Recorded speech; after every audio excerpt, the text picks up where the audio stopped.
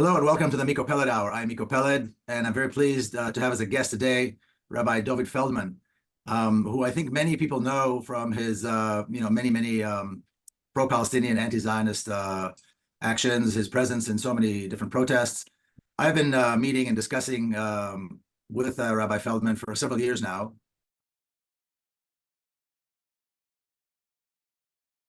Because I grew up as a Zionist Israeli secular Jew, not really knowing anything about the ultra-Orthodox community, anything about their faith, and really not understanding why they were anti-Zionist and why they rejected the Jewish state. And I think that part of it is something that I shared, although it's clear to me now, having spoken to you and so many of the other members of the community over the years, it's clear to me now why you have the stance that you do. But I think for most people, it is very unclear why is it that members of what could possibly be, or probably is, I should say, the most observant Jewish community on earth reject Zionism and reject the state of Israel. And this is, the backdrop of a prevailing narrative that says the Jews are the chosen people and the Almighty gave them the land. And here we see these ultra-Orthodox rabbis, men of great faith and knowledge, saying this is not true or speaking up for the Palestinians. So if you would be kind enough to maybe clarify that point to begin with. Yes, thank you very much, Mikko. Yes, we know each other for a long time, and we respect you and your great work, especially your bravery and stance. Yes, this information is very important because, as you say, masses of people don't know, don't understand, and don't realize what's behind all of this, which happens to be very crucially important. I would begin by saying, before we start the theological discussion, that what we always explain is you don't have to be Jewish. You don't have to be religious to understand that the occupation of Palestine, the state of Israel, is totally wrong. Unfortunately, especially now in these days, we see this genocide going on where masses of innocent men, women, and children are being mass murdered. This is unacceptable. You just have to be human to realize that all of this is wrong. Yes, there is so much misinformation out there. There's so much propaganda which drives many people to just believe those facts which are being presented to people without knowing really what's happening. This is a whole long discussion, but we have to clarify this, that this is unacceptable. But what we say as religious Jewish people, even if the state of Israel would be in total peace with everyone, even if the Palestinian people would be totally happy, and even if there is no crimes and no injustice and nothing being done wrong to any human being or creation, it would still be totally forbidden according to Judaism. And I'll explain why. First of all, unfortunately, there are masses of Jewish people and so many non-Jewish people who follow this narrative who believe that if you are Jewish, you have to support the state of Israel. Because supposedly the state of Israel and this philosophy of Zionism or this Jewish nationalism is part and parcel of Judaism. And if you want to be a good Jew to God, you have to support this national movement of Zionism. And this is totally wrong. We have to understand there's a great difference between Judaism and Zionism. Judaism is a religion only.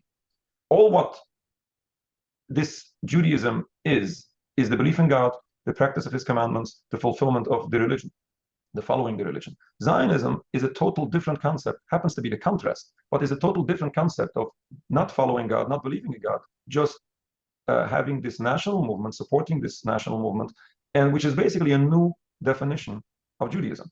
Instead of believing and serving God, you are supporting or creating a nationalism or a national homeland for the Jewish people.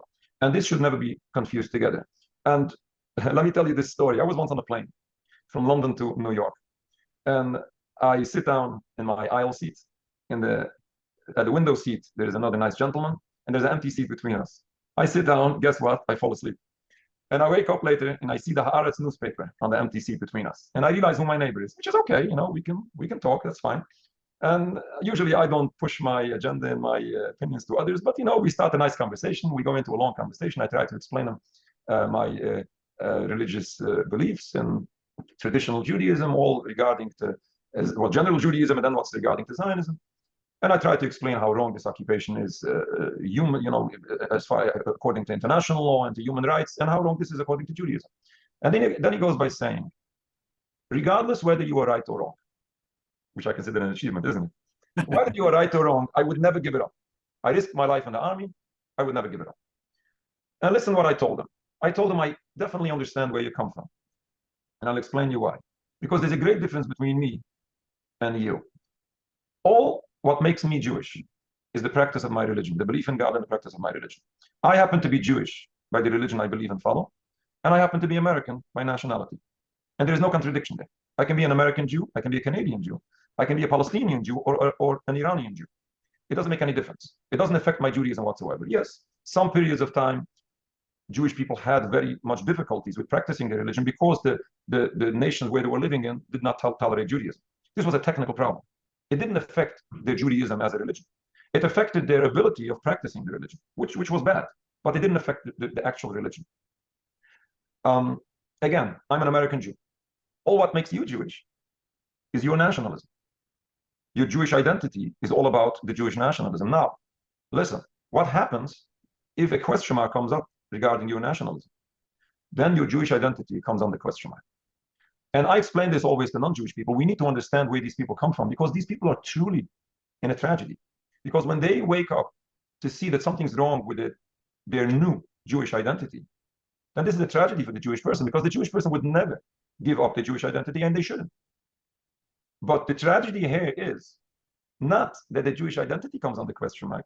It is this transformation of Judaism from traditional Judaism, which was only about religion, transforming this into a new nationalism, which is transforming all of it to this new concept. And then these problems come up, and then this new tragedy comes up, which is not supposed to be here, and which is a true tragedy. And it's not only a tragedy to those individuals. This is a true tragedy to our religion, to Judaism as a whole. This is all just to understand the basics, but we can go to the next step.